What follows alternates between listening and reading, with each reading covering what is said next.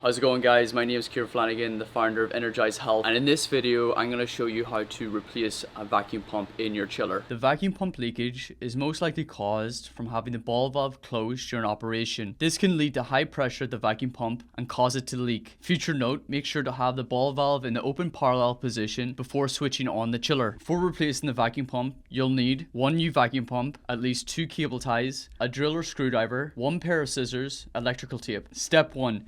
Disconnect from the power source and unscrew the chiller housing and electrical box cover. It's critical to turn off the chiller and unplug it from the power source. Unscrew all the screws from the white outer housing and keep them safe. Now, remove the chiller housing. Unscrew the electrical box cover. Keep the electrical box cover and screws in a safe location. Step 2. Take a picture of the plastic tubing configuration on the vacuum pump for reference later. Take special note that the centermost valve of the vacuum pump connects to the black metal solenoid. Take special note that the outermost valve of the vacuum pump connects to the plastic Y connector piece. Step 3. Disconnect the old vacuum pump. Follow the vacuum pump's black and red wires into the electrical box. Double check that the power source is disconnected from the chiller. Cut the vacuum pump's red and black wires inside the electrical box. Unscrew the 4 screws on the old vacuum pump and keep them safe. Pull off the plastic tubing from the 2 valves at the vacuum pump. Be careful not to damage the plastic tubing. If the ends of the plastic tubing have excessive glue, cut these small ends off so you're working with new tubing. Now you can remove the old vacuum pump. Step 4. Install the new vacuum pump tubing. Place the new pump in the same location, but you don't have to screw it in just yet. Connect the plastic tubing. Firmly attach the new vacuum pump's centermost valve to the plastic tubing connected to the black solenoid. Make sure the tubing is touching the face of the vacuum pump. Connect the outermost valve of the vacuum pump to the plastic tubing connected to the plastic Y connector piece. Make sure the tubing is touching the face of the vacuum pump. If this tubing configuration is incorrectly configured, the chiller will make a loud noise and not start up. Place the cable ties around the plastic tubing of each of the valves and clamp them down as tight as possible. Cut off the excessive cable tie ends with scissors. Now screw down the vacuum pump with the 4 screws. Step 5.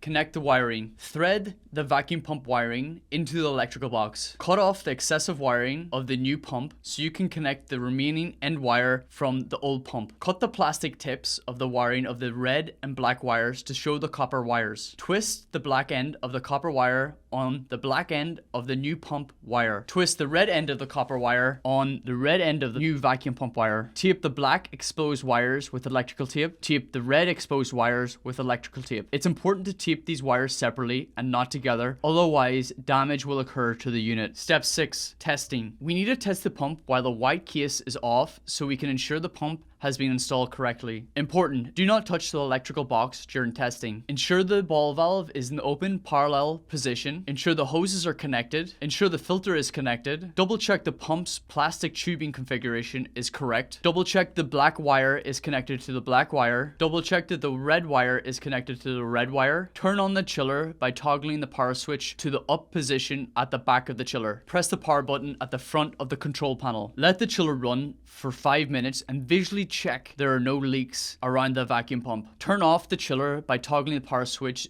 to the down position and unplug the chiller from the power source. Screw the electrical box cover back on. Screw the white outer casing back on. Open the ball valve by turning to the open parallel position. Turn on the chiller by toggling the power switch to the up position and press the power button at the front control panel. Future note, make sure the ball valve is in the open parallel position before switching on the chiller.